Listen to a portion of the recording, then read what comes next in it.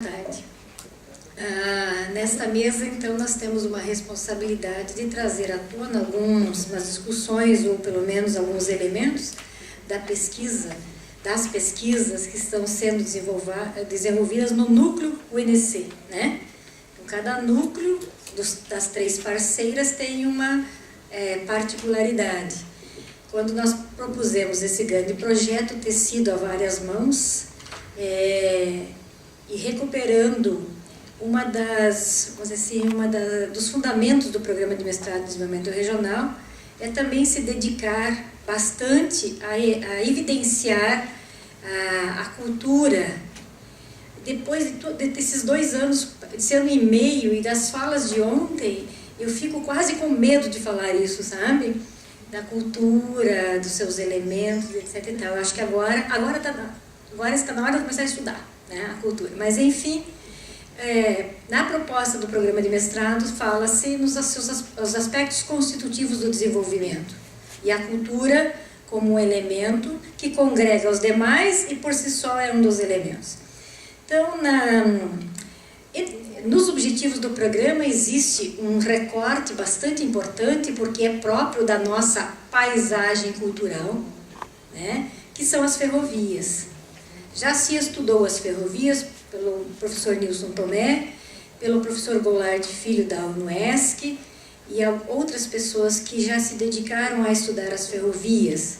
E nós somos cercados de ferrovias.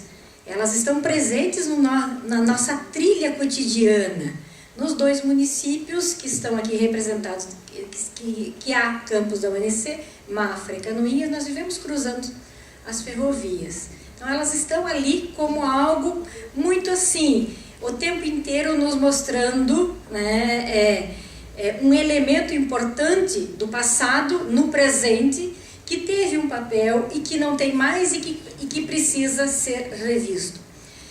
Então, quando nós fomos organizando o encaminhamento das nossas pesquisas, nós voltamos a olhar sempre o projeto inicial e estimulados pelo Marcelo Boldori, que não está presente, mas é um mestrando em desenvolvimento regional, cuja dissertação tratará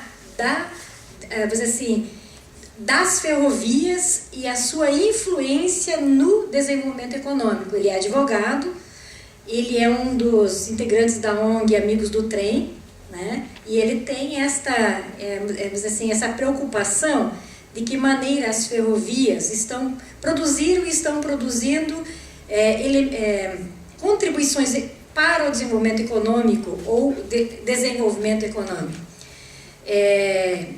Então, unindo esses vários aspectos, é que nós organizamos um texto retirado das nossas vivências, dos nossos interesses. Aqui, desse grupo que está focando as ferrovias, faz parte também a Viviane Bueno, que é a gestora de cultura de Canoinhas e que também tem uma preocupação com isso.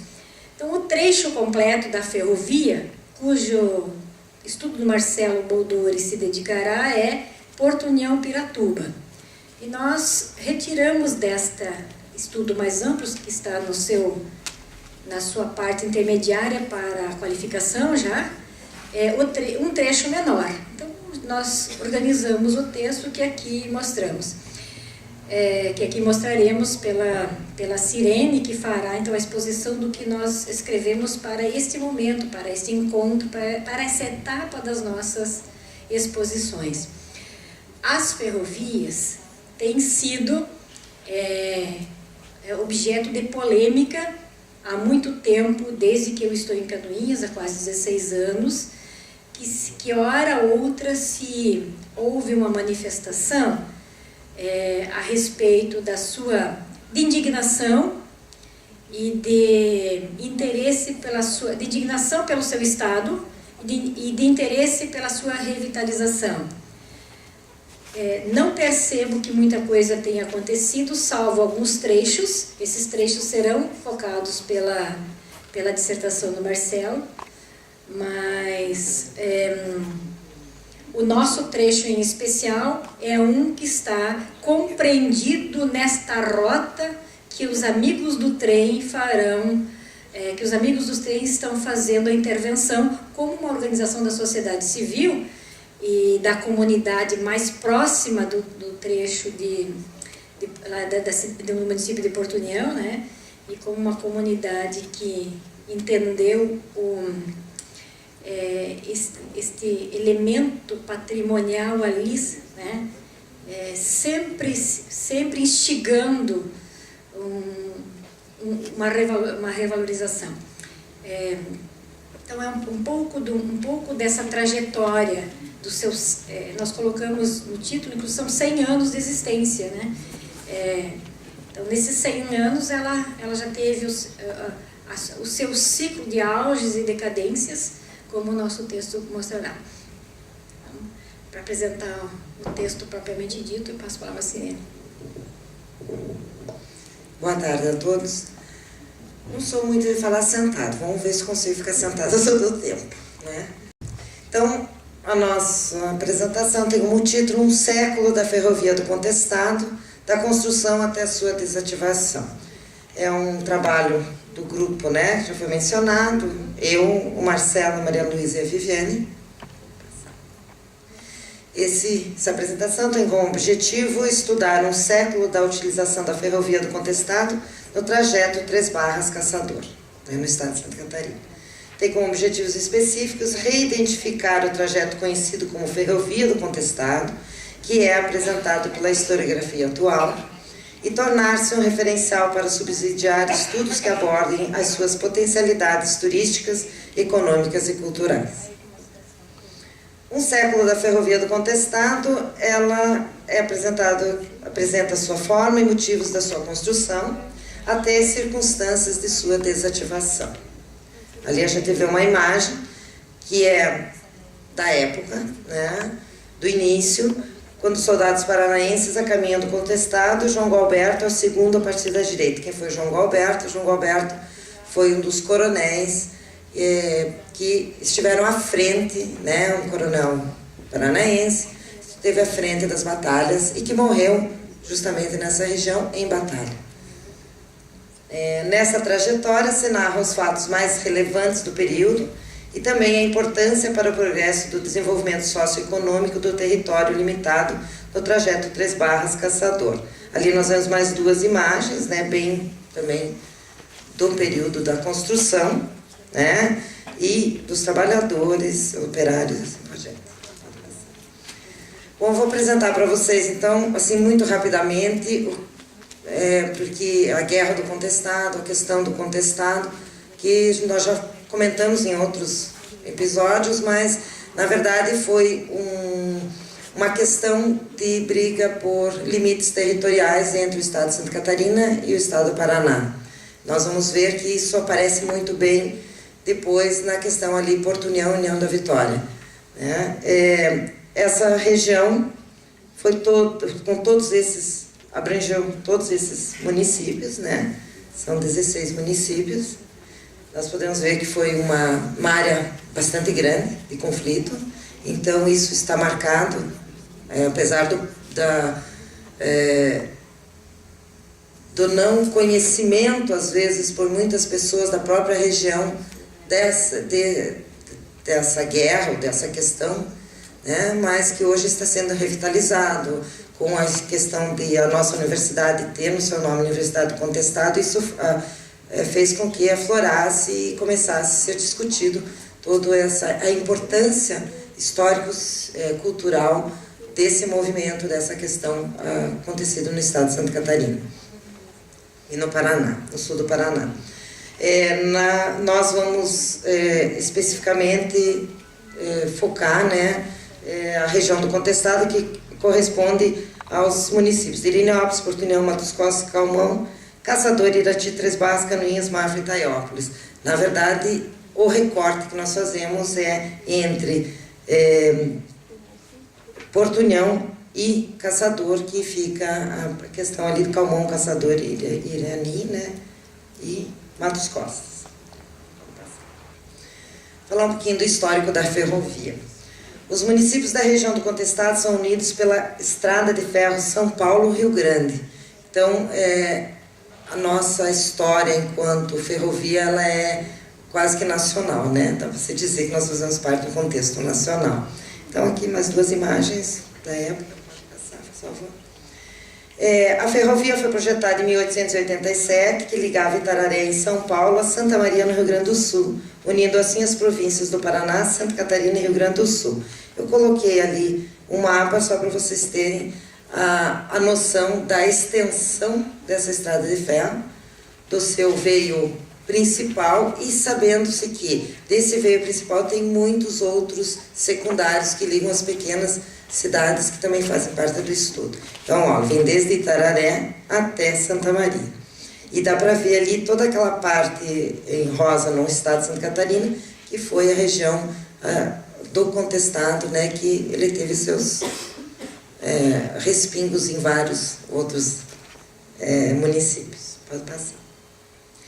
A malha antiga, então, era de Itararé a Santa Maria, e o que nós vamos fazendo o recorte hoje é entre Porto União e Piratuba, em Santa Catarina. As ramificações que unem os municípios de Três Barras, Canoinhas, Irinhos, Porto União, Matos Costas, Calmon e Caçador, que é o recorte para esse artigo. Pode passar. Aos 9 dias do mês de novembro, em 1889, 6 dias antes da proclamação da República, Dom Pedro II assina a concessão da ferrovia para Teixeira Soares. Tal concessão é ratificada pelo sucessor Marechal Deodoro de Fonseca em 7 de abril de 1890. Essa é uma imagem da época da construção. A construção começa, então, em 1897, em Itararé, em um trecho que liga a Porto União do outro lado do Rio Iguaçu, com 264 quilômetros, e é concluída em 1905. Então, só para vocês entenderem, veio de Itararé e veio pelo lado do Paraná, porque até então, todo o norte do Paraná, ali, Porto União, Mafra, Itaiópolis, toda essa região norte fazia parte do Paraná. Então, ele veio pelo outro lado, pelo lado que a gente chama hoje de lado do Paraná, né, do Rio Iguaçu, do Vale do Iguaçu, para depois reiniciar para o lado de Santa Catarina. Aqui é um trecho dela. Então, em 1907, a construção recomeça de Porto União para o Rio Grande do Sul, contratando um total de 8.000 homens que foram distribuídos nos 372 quilômetros que ligam Porto União ao Rio Uruguai, no outro lado de Santa Catarina. É engraçado dizer isso, né? Mas seria do lado do Paraná de Santa Catarina, do lado catarinense do Paraná na época, né? Esse trecho une os municípios de Porto União, Matos Costas, Calmon e Caçador. Só vendo aqui um pouquinho, nessa época, Porto União, ele era chamado, o nome Porto União veio de Porto da União, porque na verdade era União da Vitória. Então, o nome que eles davam para o outro lado do rio era o Porto da União. Então, por isso que o nome depois de Porto União virou Porto União. E hoje, quando a gente fala ali de Porto União e União da Vitória, que é o Vale do Iguaçu, se diz, até se referencia assim, Porto União da Vitória. É mais ou menos a mesma coisa que a gente tem em Mafra e Rio Negro, né? A gente diz Rio Mafra, né? Como a nossa é uma divisa molhada, né, que é por um rio, e aqui é uma divisa seca, que é através da linha férrea, né? Por isso que é tão importante esse trecho para o nosso estudo. Bom, aqui, só para vocês se situarem, o traçado da estrada de ferro é em Santa Catarina. Aquele pontilhado preto ali é a estrada de ferro, como ela corta Santa Catarina. Na verdade, ela corta em duas partes bem distintas do estado. Então, veja a importância que a estrada de ferro teve, né, por muito tempo, economicamente, no estado. A construção do trecho Porto União, Irinhópolis, Canoinhas e Três Barras se deu pelo Decreto 3.947, de 7 de março de 1901, quando o governo do Brasil autorizou a construção da ligação ferroviária entre Porto União e São Francisco. Em acordo firmado pela Brasil Railway Company e o governo brasileiro, que foi autorizado pelo Decreto 11.648, de 24 de julho de 1915, foram alteradas algumas cláusulas contratuais. Com isso, em 1917, a empresa de Farquhar entrou em concordato, envolvendo nela a Companhia de Estrada de Ferro de São Paulo, Rio Grande, que é essa companhia. Então, como eles entraram em concordato, houve daí a investida já nacional. Daí, né? Aqui umas fotos bem da época, ali é um mapa que mostra o trajeto, é o projeto deles, né? Um mapa original. Eu achei interessante trazer isso como história, bom, né? O contrato de concessão da ferrovia, que era de 50 anos, terminou em 1940, então 10 anos antes, né? Transformando-se na autarquia Rede de Viação Paraná-Santa Catarina. Em 1957, junto com outras autarquias, foi formada a Rede Ferroviária Federal. Quem é que não conhece esse símbolo, né, quando se trata de ferrovias? Isso fez com que que se tornasse tudo federal. Aqui é o prédio, volta um pouquinho o prédio da sede em São Paulo, né, e deu o símbolo que é bem marcante. Em 1996 e a partir de 97, quando a concessionária ALL, né, quando a rede ferroviária foi privatizada, então nesse trecho quem ficou com a concessão foi a América Latina Logística, né, ela assumiu todo esse trecho, principalmente no nosso trecho aqui. E aos poucos ela foi desativando muitos trechos, entre eles o de Porto União e de Piratuba. Antes disso, boa parte da malha que vinha do norte pelo Paraná, chegando em União da Vitória, Porto União, já havia sido desmontado pela própria Rede Ferroviária Federal. Então aqui que a gente vê que até 1996 havia um grande fluxo migratório, econômico. Eu me lembro bem, a gente ali porque eu morei em Canoinhas, eu ia para Marcília, nós íamos pela linha do trem. Então, né, a gente ia passear pela linha do trem, os trens ainda passavam. Depois, agora já não tem mais nada, né? Então, ali são algumas imagens, né, da época. Pode passar. Então, a gente fez um paralelo aqui entre a relação da comunidade com a ferrovia. Como é que isso acontecia em todo esse percurso, né? Essa relação é muito maior do que apenas o emprego e o transporte de mercadorias e de pessoas. Ele tem assim, muitos fatos que contribuíram, que ocorreram para que a comunidade se sentisse dona, né, desse patrimônio. Primeiro, porque ele ligou o contexto aos demais espaços territoriais de São Paulo e Rio Grande do Sul, né? Fez com que escoasse muita produção e também a circulação de pessoas. Ali é uma imagem de uma das estações. A aplicação da ferrovia escoou, no primeiro momento, a produção de madeira e de erva mate, tanto para o mercado interno quanto para a exportação, por causa da questão aí das interligações, né? Ele representou o progresso pelas fortes locomotivas, pelos pesados vagões que traziam e levavam pessoas para o resto do mundo. Isso aqui é uma das Maria Fumaça, um dos vagões potentes da época. Eles também a comunidade chamava na época assim, as estações de portal mágico. Por quê? Porque elas representavam o lugar pelo qual se acessava o mundo na época. Tendo como exemplo o estudo das estações que levam a Curitiba, São Paulo, Rio de Janeiro, até fora do Brasil. Isso aqui é um autor que falou. Então, né, tinha assim, a perspectiva de chegar muito mais longe. Seja qual fosse o destino, somente era acessível pela passagem pelo portal que levaria ao local ou a outros portais. Quer dizer, é uma coisa assim que, como falou o professor Leonel, né, até um certo período, isso foi construído nas pessoas. Isso tudo, segundo o que ele falou, a questão cultural ela tem que ser construída, né? E a gente, pelos estudos e pelo que a gente percebe nas leituras, a gente vê que isso foi construído por muito tempo e também foi destruído mais tarde, né? Foi também tirado essa questão aí. Pode passar. E levando bem para esse lado poético, vamos dizer assim, né? Sentimental, os trilhos e os pátios representavam também aquela questão de um horizonte além, né? Você sempre pensar em onde vai dar isso, né? Uma perspectiva de progresso, uma perspectiva assim de crescimento. Os produtos das pessoas. De outras partes do mundo, o sal até especiarias vinham pelo trem. As pessoas queridas vinham pelo trem, ou pelo trem se chegava até elas. Então, eu coloquei aqui duas imagens da época em que isso realmente, como nós temos hoje nas estações de ônibus e nas rodoviárias e nas aéreas, né? A circulação de pessoas e a importância de se viajar na época, né?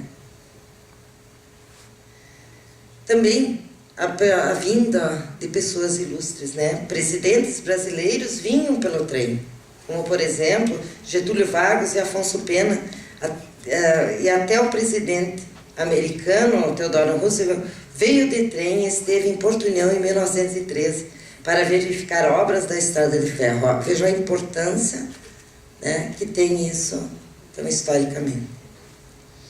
As ferrovias também, elas davam um status, né, às pessoas. A austeridade dos ferroviários, com status de altas autoridades, fascinavam as pessoas pelo respeito que lhes era devido, assim como os bons salários que os colocavam em destaques na sociedade. Quem não, nós, pelo menos na região, quando diz assim, você trabalha, na época, trabalha na rede, nossa, na rede ferroviária, isso dava um status, era uma questão de altos salários mesmo, as pessoas eram bem remuneradas, e isso perdeu-se, né? Dá para ver pelas casas, né? Dos ferroviários, eram umas casas assim, imponentes, aquela questão das casas uma do lado ao outro, como se faz casas de empresas, foram as que primeiro apareceram na região. Também o surgimento de cidades, né? Como, por exemplo, o surgimento da ferrovia coincide com o início do Vale do Iguaçu, de Porto União e União da Vitória. Como eu falei antes, primeiro veio para o lado, né, do outro lado do Rio Iguaçu, do lado do Paraná, e veio para Santa Catarina. Então, o surgimento de Porto União e União da Vitória é concomitante com o surgimento da ferrovia nessa época, né? Todo esse contexto está intimamente ligado com a fundação da União da Vitória, que data de 1890, da qual Porto União foi desmembrado em função do acordo de limites entre Paraná e Santa Catarina em 1917, quando termina a Guerra do Contestado, né? E ali a gente vê Porto União e União da Vitória, aquela ponte que aparece, que é a ponte em círculo, ali é a ponte da linha férrea, que hoje ela foi transformada em a de baixo, mas aquela do arco também não tem mais o arco, eles tiraram o arco. Não é mais linha de ferro, é isso que eu ia falar. Não, mas pelos estudos tem. A de arco, que era, pelo que a gente leu. Essa tem. Ela tem, né? Tem. Ela no início ela foi feita com linha de trem, daí depois ela foi feita com asfalto para o transporte rodoviário. E hoje ela é transporte rodoviário. Aqui algumas imagens, né? Porto União em 1906. Há lá uma foto que é a primeira estação ferroviária entre a cidade de Porto União, da Vitória. Aqui a construção da nova estação, que chamaria União e depois Porto União da Vitória, começa a ser construída provavelmente em 1938. Aqui mostra exatamente que do lado, deixa eu só ler aqui, que de um lado é União da Vitória, do lado União da Vitória, e do outro lado é Porto União. Ali um fato da construção daquela ponte curva, né, dos arcos. Pode passar.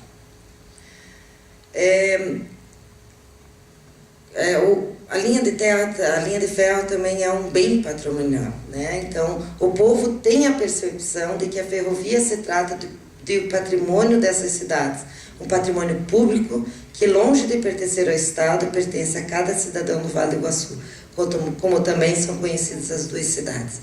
Então, a linha de ferro, nessas cidades, como as pessoas passam todo dia por ela, né? Porque elas ainda estão presentes, apesar de não passar mais o trem ali no centro, mas elas estão presentes. Então, é um patrimônio. Então, as pessoas hoje trabalham e penso assim, que isso tem que ser preservado mesmo. Então, vai passar.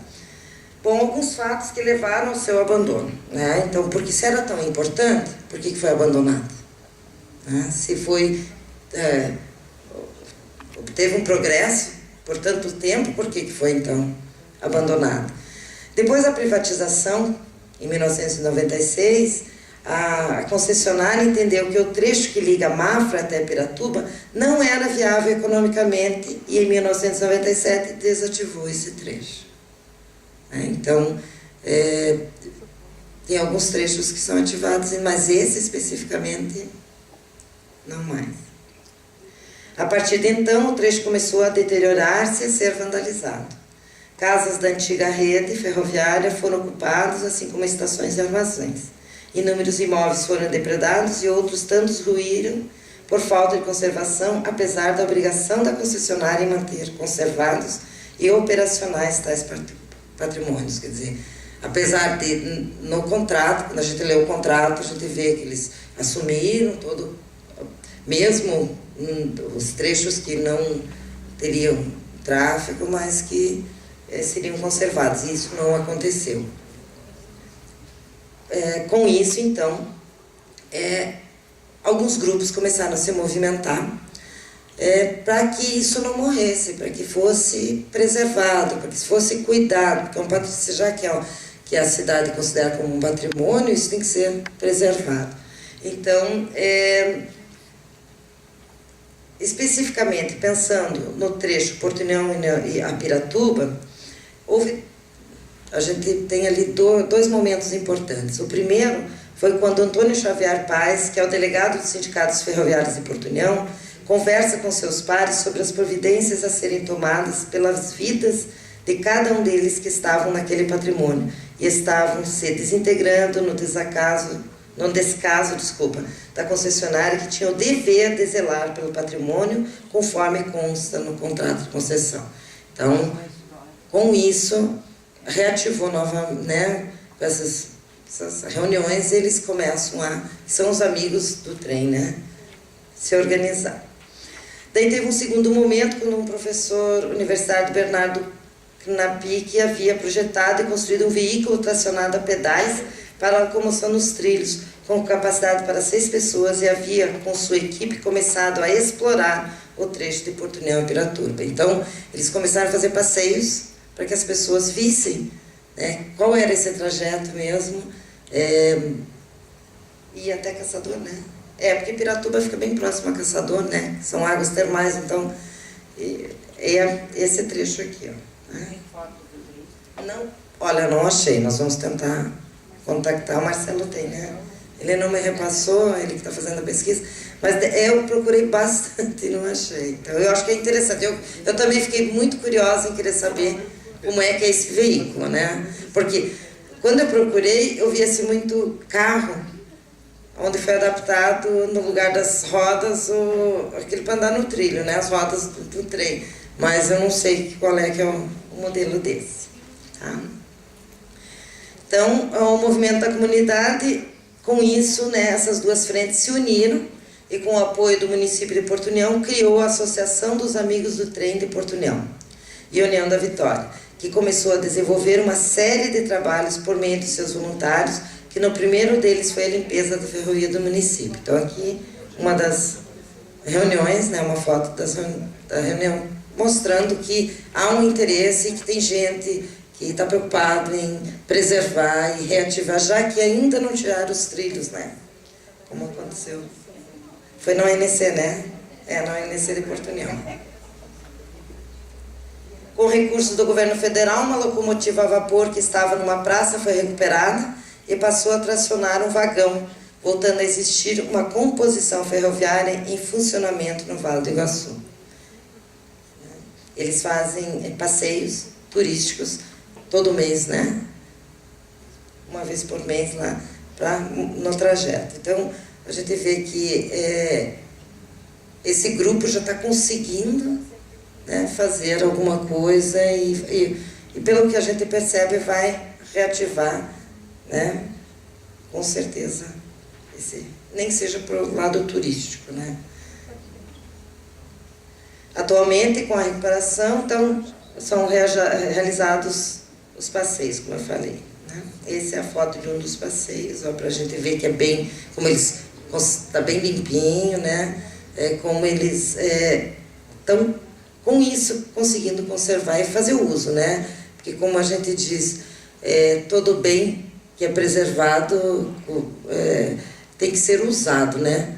E quando se você não usa, ele se deteriora, né? Então, o tombamento faz isso, faz com ou às vezes a preservação faz isso, faz com que a gente cuide do bem, assim como quando está usando, né? Bom, esse é o nosso, né, o trecho de Canoinhas, Marcílio Dias e São Cristóvão, 3 Barras, está hoje em completo abandono, né? Tem uma grande dificuldade de restauração, inclusive eu me lembro que quando o curso de turismo de Canoinhas foi criado, né, havia um movimento lá para que houvesse o mesmo trabalho que eles fizeram lá em Porto União fosse feito ali entre Canoinhas e Marcílio Dias. Mas não houve apoio, né, governamental, porque isso tem que ter, e também não houve muito interesse, talvez, das pessoas que estavam à frente do poder municipal e assim por diante. Então, é uma pena, né, Nádia? Porque para nós tem história lá, né? Inclusive a prefeitura hoje está em cima onde era a estação, né? Mas tudo bem, né? A nova prefeitura foi construída em cima da estação, mas tudo bem. Podem passar. Bom, dando continuidade a esse estudo, então, nós vamos, para o próximo encontro, dar mais foco, então, às estações como um patrimônio então, tem várias estações, né? Então, nós vamos focar mais daí nas estações, na utilização, como elas estão hoje, o que foram feitas delas e assim por diante. Muito obrigada.